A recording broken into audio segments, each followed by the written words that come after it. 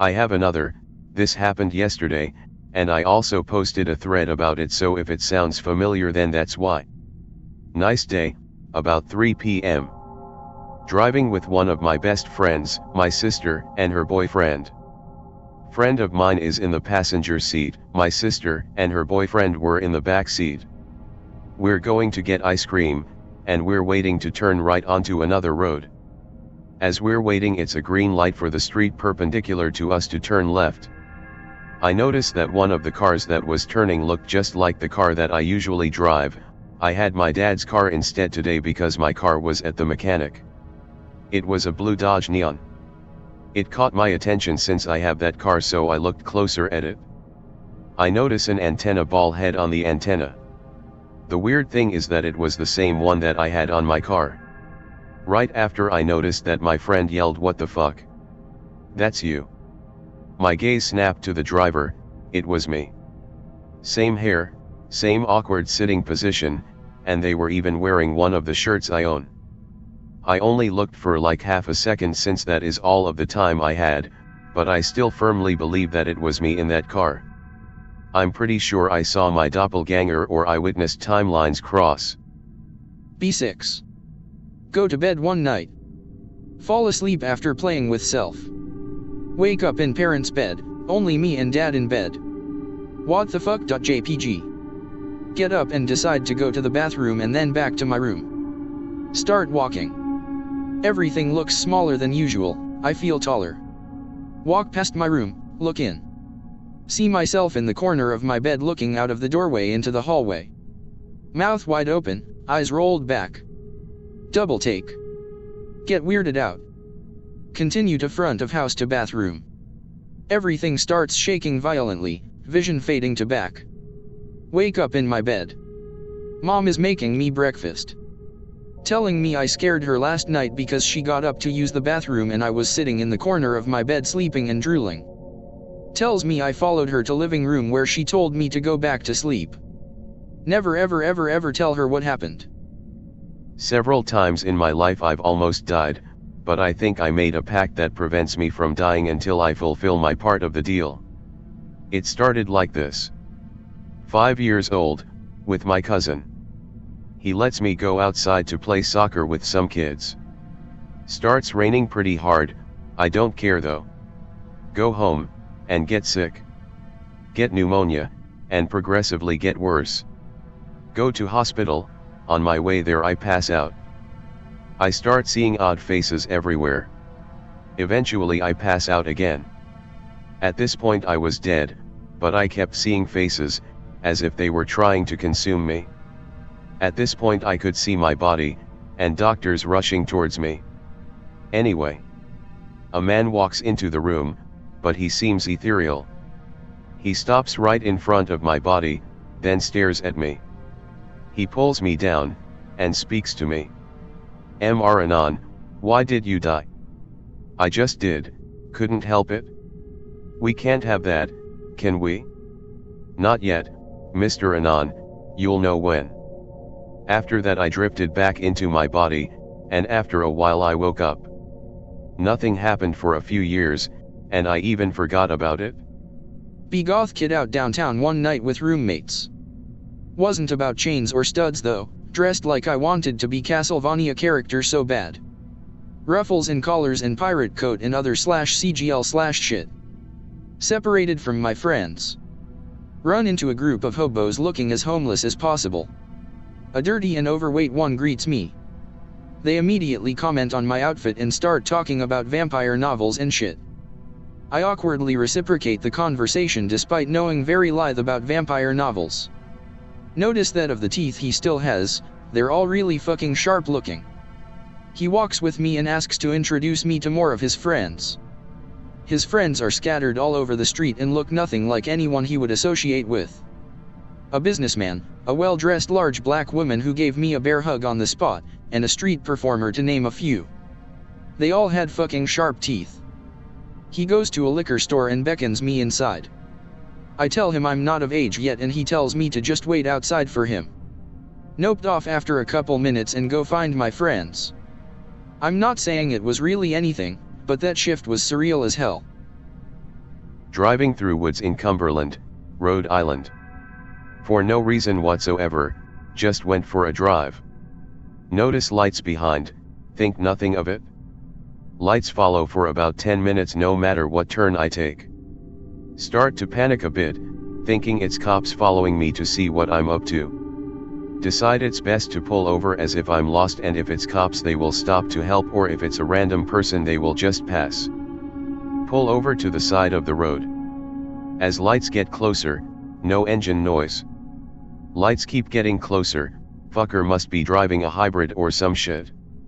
Lights pass my car, with no car attached. Just lights floating. MFW. Sit there for a while wondering what the fuck and watch them turn the corner up ahead. What hard for what seemed 127 hours. Realize I'm in the middle of nowhere.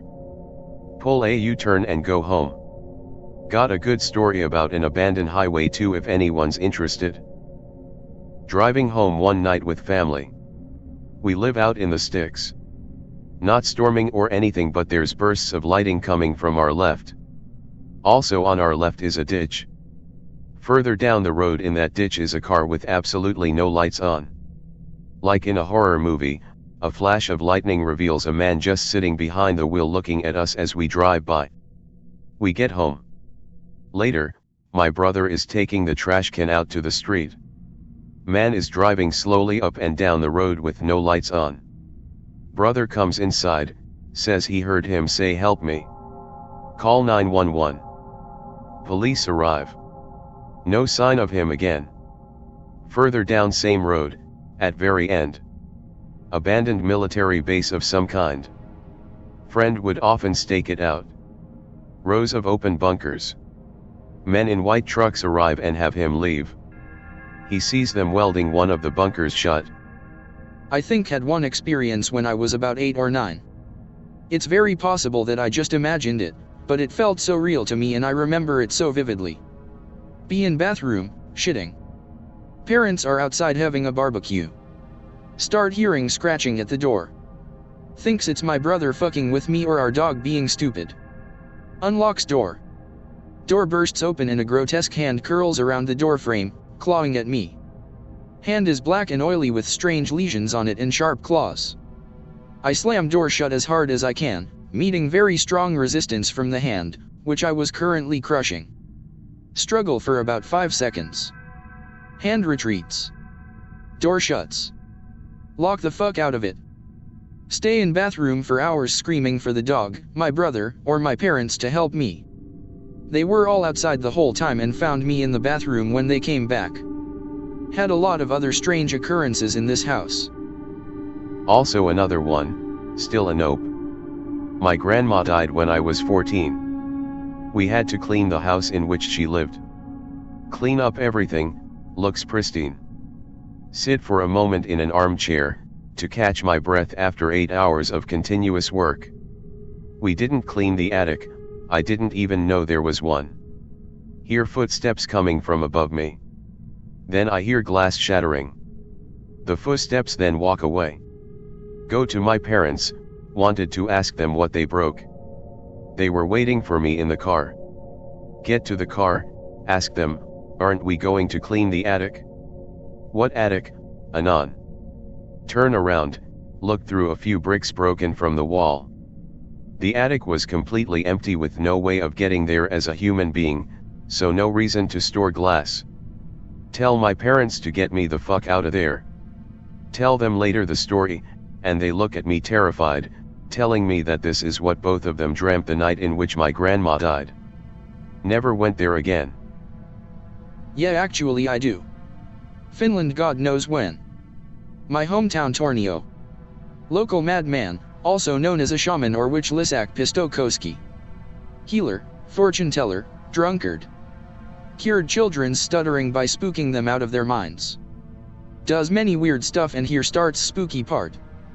Once when townspeople gathered into a church, Lisak Pistokoski crashed in the middle of a crowd driving a huge sleigh. No horses to pull that sleigh. Started to preach against God. Got arrested if I remember correctly. Dark winter, as 97% of Finland seasons are. drinking with his friend. Friend wants a lift home. Lisak Pistokoski took out a huge snow shovel. Said that his friend should sit in it and close his eyes, never to open them or he'll be damned for the rest of his life. His friend sits on the shovel and closes his eyes. Some people who witnessed this act said that old devil himself took that drunk man home. Many other freaky things happen. And you know what is the best part? Lysak's sleigh is still here, presented at our local town museum.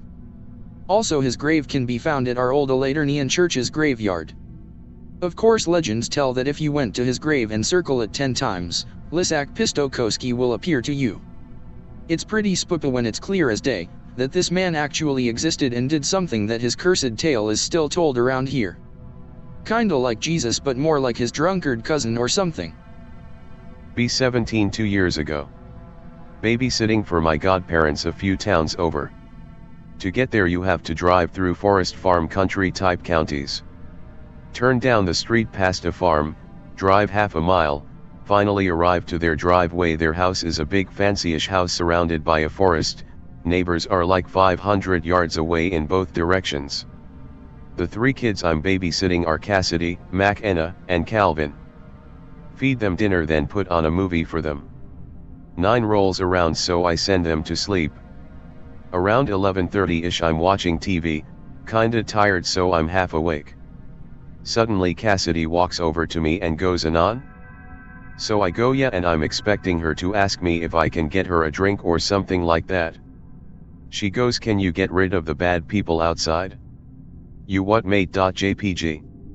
Lose my shit immediately, fully woken up now. Grab her, go to her bedroom and grab McKenna and bring them to Calvin's room. His room is upstairs and it only has 2 skylight windows and a big closet. Tell them to get in the closet and to not leave until I come back. Lock the bedroom door from the inside and go downstairs. Grab a kitchen knife and a flashlight then go outside through the garage door, go investigate outside, wander into the forest. Neighbor's house lights are all out, really quiet. Air feels dense and whatnot, feeling uneasy. Keep hearing a clicking sound from farther up in the forest. Turn back, thinking she must have had a nightmare. Go upstairs and get the kids. They're crying, saying that someone was walking around upstairs after I left. Try my best to not freak out, say that it was me checking to make sure nothing was missing. Call their parents and dial 911. Weird shit goes on in those woods. Police said that people have been reporting seeing small groups of people watching their houses at night and that an investigation will be launched soon. No suspects or evidence was found. It feels weird knowing whoever came into their house is out there somewhere. Hey/X, got a story from a northern Russia tsville from mid-90s. Live in a town that was slowly dying out as the town's backbone factory fell apart along with USSR. We used to have our little urchin street gang. Most of our parents didn't give any shit about their kids, some of us didn't even have a place to sleep, so we had a squat in one of abandoned houses and used it as our base as well. We didn't get to some real criminal stuff, just a little bit of stealing from the markets/farms, beating up, or getting beat up by other stray kids. We had that one kid who was the youngest, 7 or 8 he just happened to live in the same apartment block as some of us. He lived next door to my flat, name's Pasha. He wasn't really useful, he was weak, malnourished, but he was kinda funny, always optimistic. We took him for our mascot or something and protected him. And well, he was adopted by that old woman who happened to be my family's neighbor and was considered to be #1 booze hag on the block. I mean, I unironically thought she was a medwitch, always ragged, dirt on her face, mumbling some shit, no job, no relatives or friends except for Pasha. She was abusing the kid, all of us knew it. He was usually bruised, but he didn't like to talk about that. Shit was fucked up with that family, but after all it could be worse back then. We had a common wall between our flats. The kid was afraid of the dark, mostly he was afraid of his mother I think, so we had a little ritual. He knocks on the wall 3 times, I knock back, all good. One day he just didn't come to our base and he didn't appear in the next several days as well, but every night at around 10 p.m. he knocked on the wall, and I knocked back. I was kinda uncomfortable to go see him because of that fucking witch, and I guess my friends felt the same. We never really discussed it. They didn't have a stationary phone because poverty. One day I got my shit together and rang at his door. No one opened, but I'm still pretty sure that someone was standing near the glass spy hole in the door, cause it got dark at some point, so someone was watching me from inside. And the second thing was that smell. Well, I only recalled it later on. Reminded me of meat department at local market. There was always something rotten there, but I didn't give much fuck about that, as the smell was really faint, and it was no surprise that food could be rotting in a drunkard's flat. A week later, that stench, but much stronger, can be smelled in my flat. Dad gets the reason and calls the cops.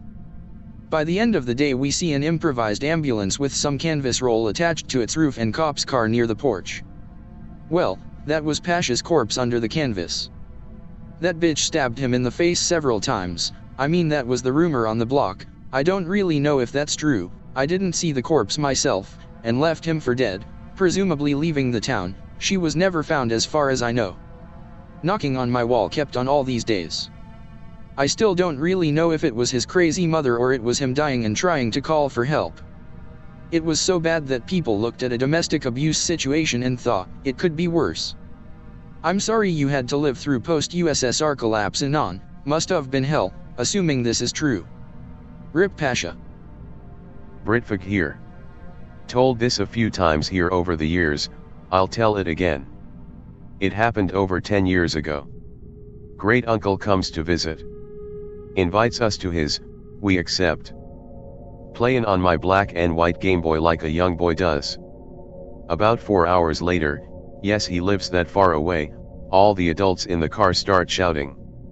Something big ran in front of us on the road. Only caught fleeting glimpse of the bastard, but it was about 7 foot tall, very muscular, and covered with fur. All the men from the car and the car behind us, other uncles, get out and chase the thing. Come back nearly an hour later as tired as fuck. Get to his and lock doors, pull curtains over. Great uncle swears, which he rarely did, keep the fuck away from the bastarding windows, that cunt likes sticking its fucking Maulers in. Nobody slept for the whole night and we left the next day. None of the buggers like to speak about what they saw, but I think it looked a little like a werewolf. I've some more stories if you'd like to hear 'em. Nah mate. I'm married too. I'll share one that happened to me when I was a boy. Going to visit uncle and his wife in Devon. We're from Shropshire, long ride, and I'm a bored little boy playing Pokemon on his Game Boy. Uncle owns his house, big fucking thing, lovely woods, and pond nearby. We saw deer often. It's night when we start getting there. I'm sleepy. 5-seater car, me, mom and dad and 2 other uncles with us. Car suddenly stops. Everyone is shouting. Uncles and father get out and my mother is pleading to them not to. We get told to drive to Tony's, my uncle who we were visiting. We do, and when we get there we tell him what happened. His face turns white, gets us inside, pulls the curtains over. 20 minutes later dad and uncles come back. Uncle John was covered in scratches. Didn't ask why. We hear something moving around outside, breathing heavily. Tony says, keep away from the bloody windows, that bastard likes sticking its Maulers in. We all stayed up and we left the next day. Tony and his wife sold the property some time later. The old lady they sold it to was found mutilated days after, and her Great Dane was partly eaten. Uncle was questioned by the police. Not exactly paranormal, but this is the sort of thing we like to tell ourselves is confined to fiction books and horror films, and it creeps me out big time. Anna Williams, a 63-year-old woman from Wichita, returned home alone after a night out and noticed that something was wrong. She soon realized that her house had been broken into. She attempted to call the police, but when she picked up the phone the line was dead. She eventually contacted the police to alert them to the break-in, but given that nothing much was stolen, nothing was done about it. 2 months later Anna received a poem in the post entitled "Oh, Anna, why didn't you appear?" The letter was from the BTK killer. He had stalked her, chosen his night, broken into her house, cut the phone lines, turned off the lights and crouched in her bedroom closet waiting for her to come home. When she stayed out too late, he left. One can only imagine the horror of returning from a night out to find your home in darkness and just to sense something is wrong before that maniac jumped out of your bedroom closet. Even worse is the knowledge that every night you went to bed for the 2 months after he could have done it again without you having any clue he was coming. The most horrifying thing is that this man wasn't caught for more than 2 decades after that night. I don't think I would ever have been able to sleep alone again knowing he was still out there. Link to wikipedia.org on Dennis Rader. Under victims, you'll find a brief summary of Anna's story. Also Google it. If you're not too squeamish, there are also crime scene photos of the BTK killings. Google it. Not really a horror story, but would be pretty horrible lol. Trapped. They had been trapped on the mountain for over 2 days now. The wind was bitterly cold and Allison was showing the first signs of hypothermia. They were trapped in an impossible position. The ledge they were standing on was barely wider than a single foot and therefore made walking extremely precarious. 2 days ago Janice had fallen after a ledge had collapsed. Allison had managed to grab her but her safety gear had been shrugged off and dropped down the near mile-long drop to the next ledge. Janice had banged her head during the fall and Allison had feared she'd suffered a concussion, so, concerned for her friend, she had attempted to scale the slick, 10-meter rock face, up to the top and then make her way to the survival shelter, another mile away. It was a stupid idea and Allison failed almost immediately. Her foot had become wedged in an alcove and, in a poorly executed attempt to free it, she lost her grip and fell backwards. Her foot, however, remained jammed and now she was stuck, suspended upside down with her head just touching the ledge, preventing Janice from moving forward. That was 2 days ago. Janice couldn't go back, down, or up and Allison was blocking the ledge in front of her. It was hopeless, but, till weary from her bang on the head, Janice had finally realized what she had to do. She'd used her torch to flash SOS every night, hoping to alert somebody in the emergency shelter, or another climber, but nobody had come and Janice had ran out of food and water. Allison was alive, but mostly unconscious, spending her waking hours crying for God, or her mom, or both. Allison was certain to die. Even if Janice could free her foot, she'd be unable to move, and still be blocking the way forward. At least if Janice could move forward she'd be able to find a rock face that was easier to climb, or even a slope, taking her to the surface. Janice had debated it since the first night, but only now, staring into the face of death, did she convince herself she could. Moving slowly forward, she put one hand on the cliff and the other on Allison's jacket. She muttered a somber apology into her ear and then wrenched downwards. Allison's foot gave a sickening crack and she fell slightly backwards, but it was not the single pull that Janice had hoped would send Allison falling to the ground. She remained suspended by her foot. Tears welled up as Allison screamed and begged and cried, but Janice was committed. She grabbed Allison and pulled once more. This time her ankle snapped, ripping the foot and leg apart and sending Allison, screaming, to her death on the rocks below. Janice remained still for a few minutes longer, crying, cursing herself for what she'd done. Her head hurt and she'd just killed her best friend.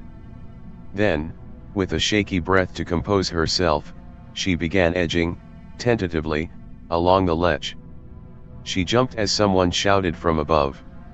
She looked up in disbelief, seeing 2 men leaning over at the top. "Hold on, we've got a ladder.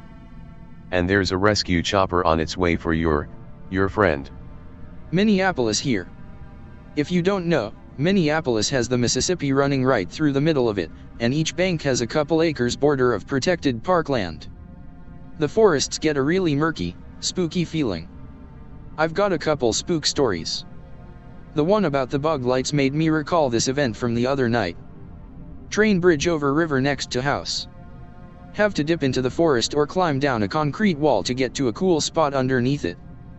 Pick related, sight would be from top of concrete wall. One night on catwalk thinking of life. Sun has gone down, A front rolled in with wind and occasional light showers. Looking out over river, swollen from rain. See red light swell and falter in peripheral. Look to where it was. It happens again. I have bad eyesight and no glasses, so I can't tell what it was. Vision is good enough to see people on opposite shore, but no details such as gender or their face, but it looked underwater. This thing glows sporadically without any apparent pattern or length. No, there are buoys and boats on the river, but I heard no boat.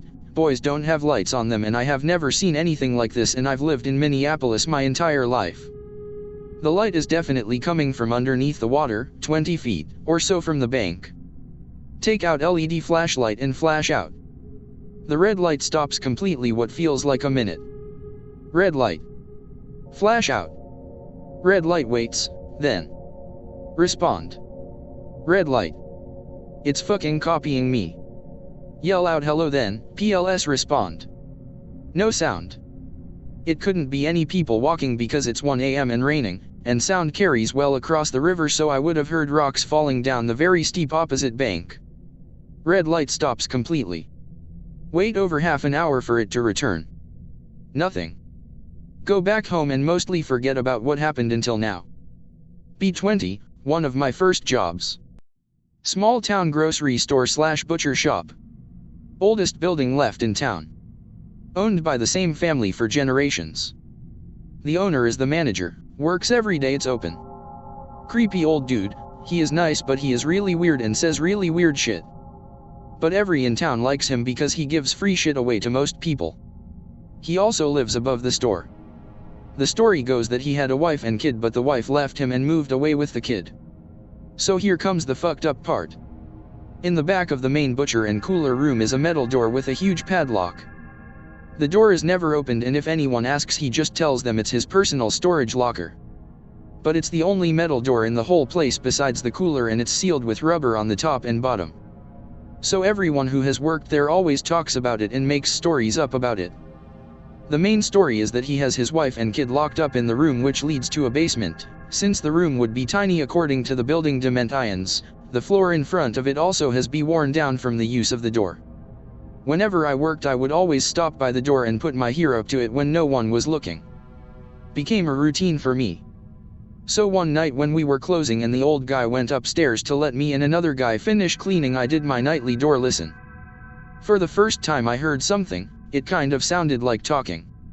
I grabbed a glass but it didn't really help. Then the noise stopped. Checked it every day for over a year and nothing except that one time when it was quiet. Until one of my last days working there, I was walking by taking some meat out the freezer and I heard a loud thump, not on the door but further in. Heard a muted scream. No fucks were given and I went right up to the door. Couldn't hear a damn thing. Suddenly the old guy comes up and catches me, gets a weird look and tells me to get back to work. For the rest of the day he stayed in and around the butcher area and didn't say much to me, which was weird. My next shift he put me on till. I never got put back in the butcher shop again and I was one of his best butchers. About a week later he told me he was losing money and needed to cut down on staff and I got laid off. I moved away, but last time I went back to see friends nothing had changed in the store. I still want to break in one night and bust the lock just to see what's inside, even if I wake the old guy up. When on acid, instead of fractals, my eyesight and perception became frame perfect. And I became aware that my life was simulated. My friends weren't real, they were all operating with hive mind intent. They were designed. Mainstream music, popular video games, designed to control, make humans lazy and compliant. Not sure if my friends began as real humans and were consumed by the powerful mind control agents that infest our society. I remember being so terrified that I had figured it out, and wanting to go back into the simulation and forget what I had learned. But my thoughts weren't my own. It felt like my free will was being suppressed. That my profound thoughts were bad and I would be punished for stepping out of line by the beings controlling it all. Impending sense of doom set in on me when I thought more deeply about the truth of my existence. So I would try to bring myself back to my reality, but just kept finding it more and more obvious that none of it was actually real. A terrifying experience that has me shaken to this day. Was once in a ward with a guy who was a massive acid casualty. He'd obviously fried his brain and had been in there for a while. He would always walk around the garden with a kid's-style notebook and look up to the sky and point and draw pictures. When I went out for a cigarette, he would walk over to me. He couldn't, or didn't, speak except when an old guy who I presumed was his dad came to visit him. Anyway, he would come over and show me these pictures that looked like constellation maps or something. It freaked me out a bit because it would be in the middle of the day and he would be drawing these weird pictures and pointing to the sky like I was supposed to see what he was seeing. I imagine he was tripping balls permanently, but I've often wondered what he was seeing up in the sky that interested him so much. I also went to the canteen one morning and he had ripped the receiver off the payphone and plugged the cable into an orange. That fucking got me. They don't lurk in the shadows, don't come out at night. They don't hide in the woods and wait for you to walk by, they live in the light. Swimming in sunbeams and crawling across reflections. I've covered all the windows, smashed all the light bulbs and mirrors.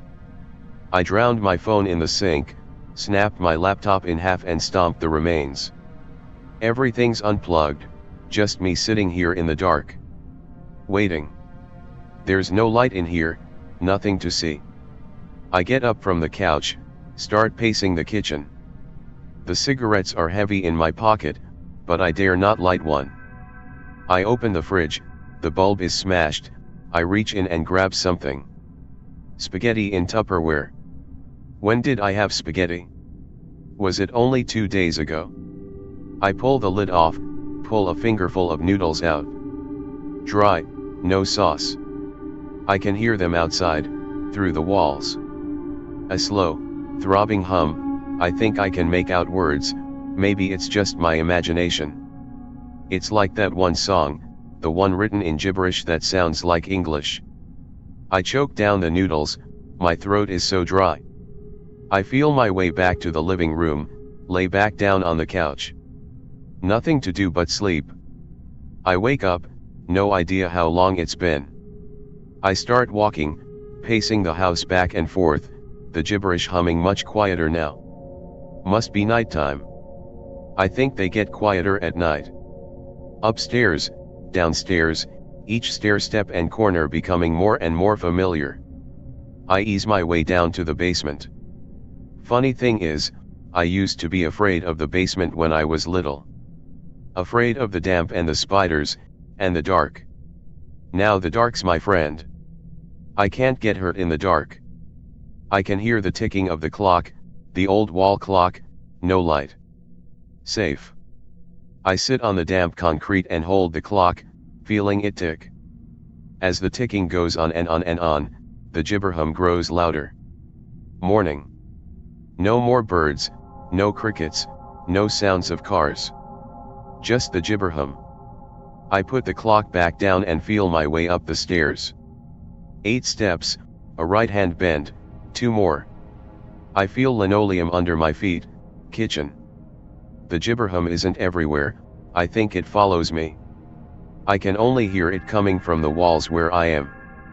It follows me. I hear a creak from the next room, my eyes dart to it, thumping. Footsteps. No. My heart. The house settling. Another creak, from the wall, by the kitchen window. I look, the gibberhum is louder now. There's a pulse, a cadence, to the gibberhum. Like breathing, the windowsill creaks at the highest point. They're testing the window, probing for weak points.